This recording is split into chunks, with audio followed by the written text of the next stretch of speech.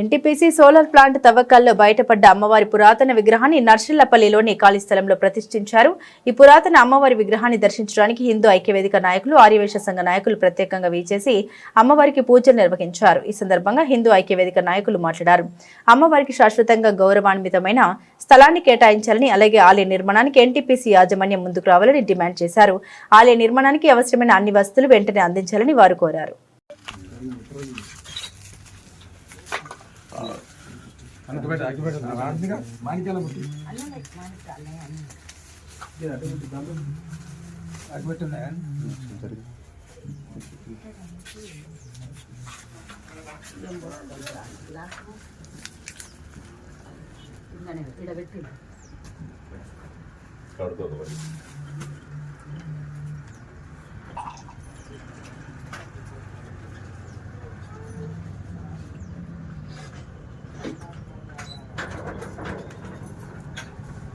ఎట్లా దులుపుమామ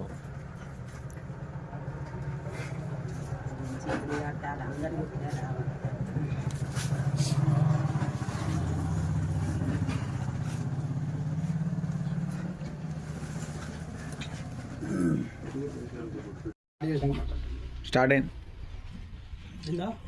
హిందూ బంధువులందరికీ ధన్యవాదాలు తెలియజేస్తూ హిందూ ఐక్యవేదిక ద్వారా ఈరోజు మనం ఈ అమ్మవారి దగ్గరికి రావడం జరిగింది.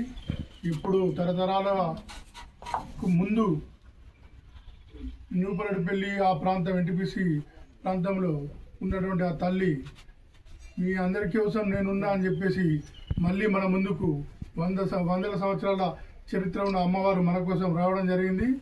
అదే తరుణంలో అక్కడ ఉన్న పరిస్థితుల దృష్ట్యా అమ్మవారిని నర్సళ్లపల్లికి తీసుకురావడం జరిగింది.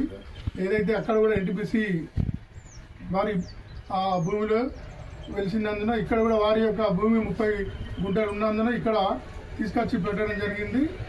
ఈ 30 గుంటలలో ఎన్టీపీసీ సహకారంతో రాబోయే కాలంలో హిందూ ఐక్యవేదిక ద్వారా కావచ్చు, చుట్టుపక్కల గ్రామ ప్రజల ద్వారా కావచ్చు, అందరి భక్తుల ద్వారా అందరినీ సమకూర్చుకొని అమ్మవారిని ఇక్కడ మనం పెద్ద ఎత్తున టెంపుల్ కట్టి మనందరం సహకరించాలని చెప్పేసి ఎన్టీపీసీ హిందూ ఐక్యవేదిక ద్వారా మీ అందరినీ కోరుచున్నాను.